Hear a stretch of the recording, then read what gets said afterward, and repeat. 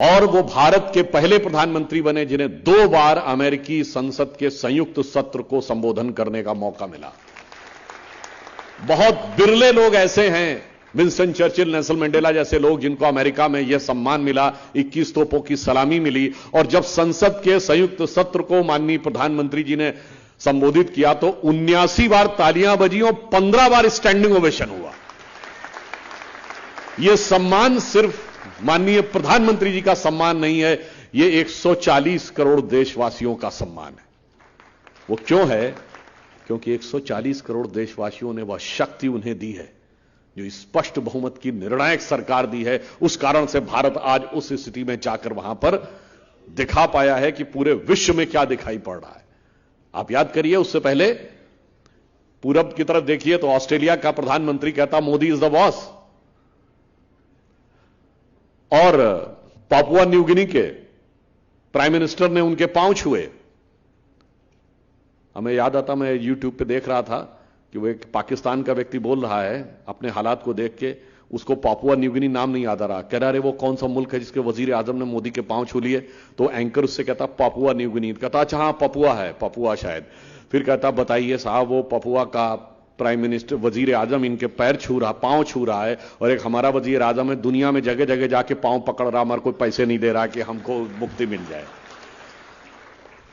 फिर आप देखिए, और तो और अनेक राष्ट्राध्यक्षों ने जो मोदी जी की प्रशंसा की है, बाकी सब तो छोड़ दीजिए, हमारे देश के चिर युवा और चिर व्याकुल नेता के ननिहाल इटली की प्रधानमंत्री जॉर्जिया मेलोनी ने भी मोदी जी की तारीफ की है। मगर क्या बताएं, उनको अब भारत यानी जो उनका दधियाल है वो भी समझ में नहीं आता, और जो उनका ननिहाल है इटली, वहां का भी प्रशंसा समझ में नहीं आती। अब किसी का दिमाग ऐसा हो जाए, ऐसा बेहाल और बदहाल दिमाग हो जाए, तो उसके लिए क्या कहा जा सकता है। परंतु मैं कह सकता हूं कि आज मोदी जी के नेतृत्व में भारत जिस स्थिति में पहुंचा है, और आपने देखा कि अमेरिका के साथ जो इस यात्रा के दौरान कुछ महत्वपूर्ण डील्स हुई, जिनमें क्या था कि हम मोबाइल मैन्युफैक्चरिंग में दुनिया के दूसरे सबसे बड़े मैन्युफैक्चरर हो गए हैं। हमारी सरकार आने से पहले हम दुनिया के दूसरे बड़े कंज्यूमर थे, क्योंकि तब हम आबादी में दूसरे नंबर पे थे, अब तो पहले नंबर पे आ गए हैं। सेकंड बिगेस्ट कंज्यूमर थे, पर आपको पता है कि इस देश में मोबाइल बनाने की फैक्ट्रियां कितनी थी? केवल 2, अब 240 है। अब हम सेकंड बिगेस्ट प्रोडक्ट मैन्युफैक्चरर भी हो गए हैं।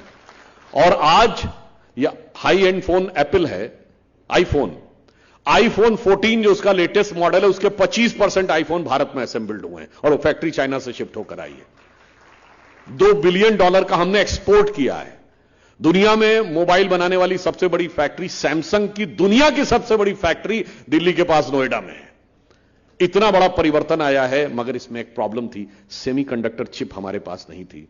तो अब मोदी जी की इस यात्रा से सेमीकंडक्टर चिप बनाने की फैक्ट्री भारत में बनने जा रही है, जिससे हम उसमें आत्मनिर्भर होंगे। हमारे यहां उच्च स्तर के लड़ाकू जहाजों के चेसिस तो बनता था, बॉडी पार्ट्स, एवियोनिक पार्ट्स बनते थे, पर जो इंजन होता है कि उसमें बहुत हाई प्रिसीजन क्वालिटी चाहिए और उसकी मेटलर्जिकल क्वालिटी भी बहुत हाई लेवल की चाहिए, वो नहीं बनते थे। तो अब जी कंपनी के साथ करार हुआ है, भारत में लड़ाकू जहाजों के अब इंजन भी बनना शुरू होंगे। और आपने देखा होगा प्रीडेटर ड्रोन, ये बहुत हाईली सोफिस्टिकेटेड ड्रोन है जो बहुत ऊंचाई तक जाके बहुत सी जानकारी ले सकते हैं। चीन की सीमा पर सुरक्षा हो या पाकिस्तान की सीमा पर सुरक्षा, उसमें प्रीडेटर ड्रोन का बड़ा भारी रोल होगा। और अब तो ये आर्म्स एंड एमुनिशन से भी लैस किए जा सकते हैं। वो प्रीडेटर ड्रोन भारत को देने का अमेरिका ने निर्णय लिया है, यह महत्वपूर्ण नहीं है। भारत नेटो के बाहर का इकलौता देश है जिसको अमेरिका ने यह टेक्नोलॉजी देने का निर्णय लिया है। तो आप सोचिए कि किस प्रकार की भारत की रक्षा, भारत की समृद्धि, और गूगल कंपनी अपना आर्टिफिशियल इंटेलिजेंस का पहला सेंटर फिनटेक सिटी अहमदाबाद में खोलने जा रही है।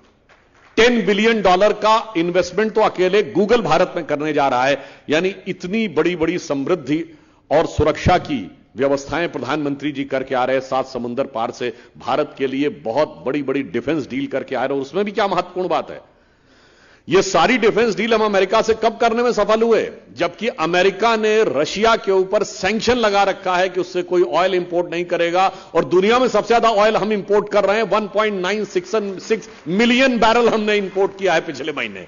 इसके बावजूद आज मोदी जी के नेतृत्व में हम उस स्थिति में हैं कि रशिया कहता है कि India is our traditional ally, Bharat तो हमारा पारंपरिक सहयोगी है, और अमेरिका कहता है India is our strategic ally, Bharat हमारा रणनीतिक सहयोगी है। विश्व में ऐसा शक्ति संतुलन स्थापित करने वाले मोदी जी ऐसे नेता बने जो न भूतो न भविष्य थी।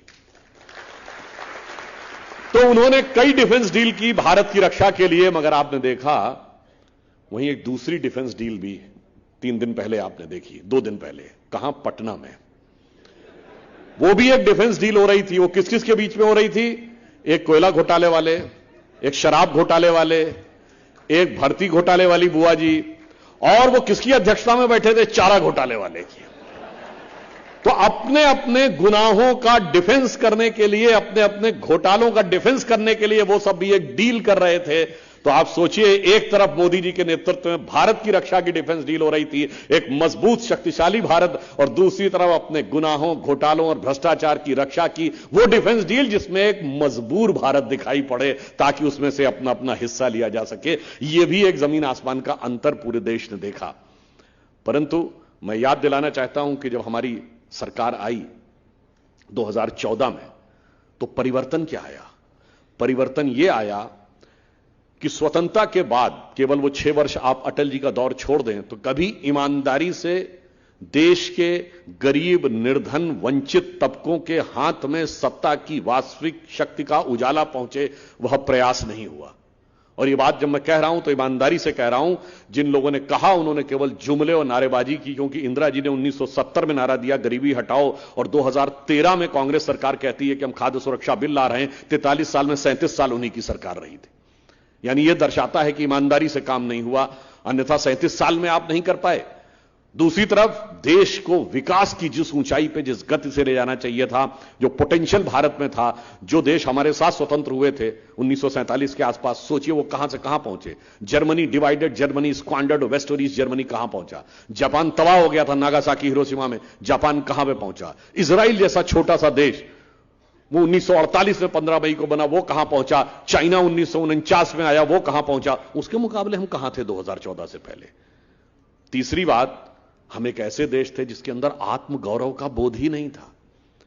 हम सदैव पुरानी चीजों को ही दिमाग में लिए हुए थे, और वो बातें किस प्रकार की थी मैं याद दिलाना चाहता हूं कि 16 मई 2014 को मोदी जी के नेतृत्व में हमें स्पष्ट बहुमत मिला, और 18 मई 2014 को लंदन से प्रकाशित होने वाले संडे गार्डियन अखबार, मैं लंदन का इसलिए उल्लेख कर रहा हूं क्योंकि जो लोग आजकल लोकतंत्र और इस सब की बात करते हैं थोड़ा वो इंग्लैंड अमेरिका का ज्यादा उल्लेख करते हैं।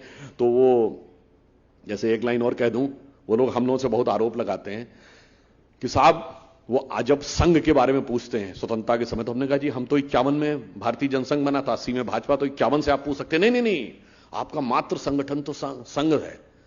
हमने कहा हां जी, ये बात तो बिल्कुल सही है। अगर हमारा मात्र संगठन संघ है, तो जब कांग्रेस 1885 में स्थापित हुई, उसको स्थापित करने वाला एलन ऑक्टेवियम ह्यूम ब्रिटिश सरकार का सेक्रेटरी था, तो आपका मात्र संगठन तो अंग्रेज सरकार है।